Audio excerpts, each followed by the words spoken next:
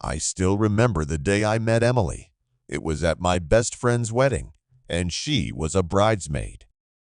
When our eyes met for the first time, I felt like I was being electrocuted. She had stunning hair, blue eyes, and curves that could stop any man. Looking at her, I knew she had to be mine, and a year later, Emily became my wife.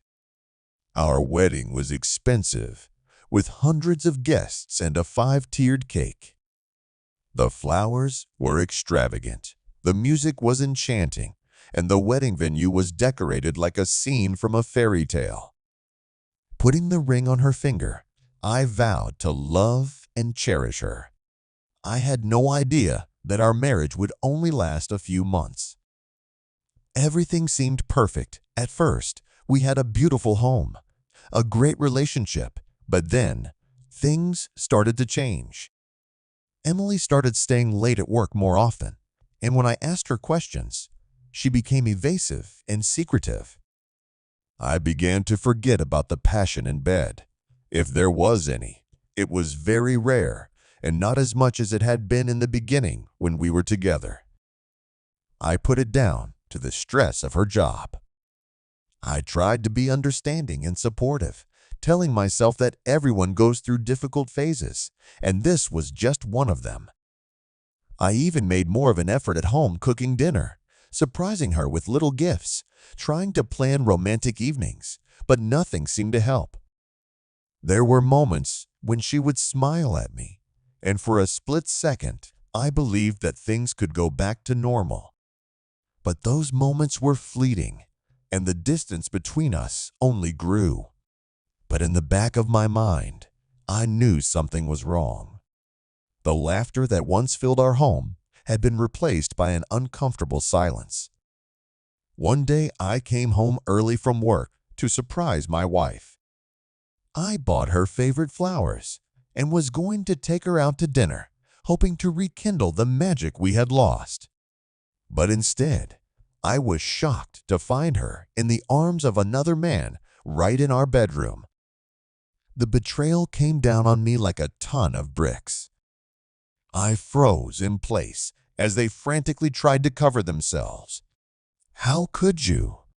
I squeezed out, my voice shaking with anger and pain. Emily looked at me with fear in her eyes. "It's not what you think," she muttered, but it was. It was exactly what I was thinking. My wife, the woman I'd sworn to love for years, had cheated on me behind my back. The pain was so intense that it felt like my heart had been ripped out of my chest. I remember every detail of that moment, how pale her face turned, how panicked the other man looked at her, how it felt like my whole world was crumbling around me. In the end, she left me for him. I was left alone, scarred by betrayal. The home that once seemed warm, loving was now empty and cold, filled only with painful memories of what used to be. It took me months to pick up the pieces of my shattered life. I remember sleepless nights, lying in bed and staring at the ceiling, wondering why everything had gone wrong. I doubted everything, every decision, every word, every action. My friends tried to comfort me, telling me that I deserved better, that I would find love again, but it was hard to believe them when the pain was so acute. I went headlong into work, hoping that being busy would help me forget. But even then, the memories of Emily haunted me.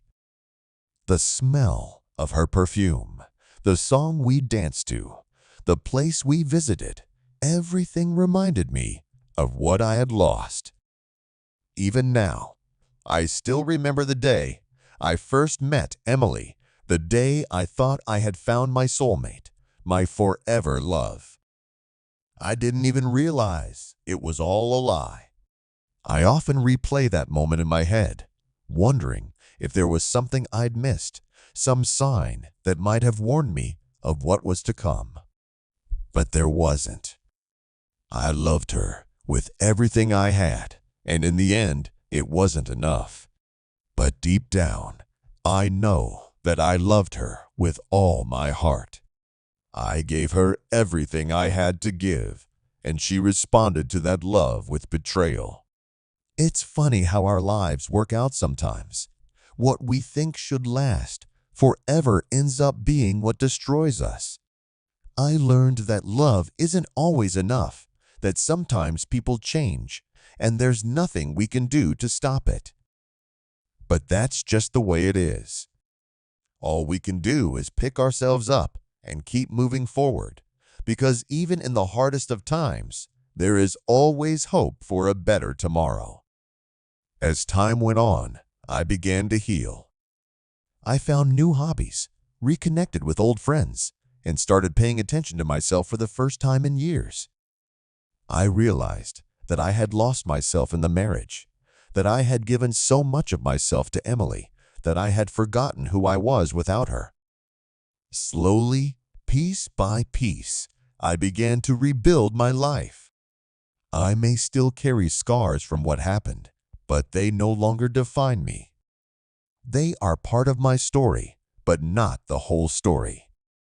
And as I look to the future, I hope that one day I will find love again, a love that is real and lasting, a love that will not betray me. Life is unpredictable, full of twists and turns that we can never predict.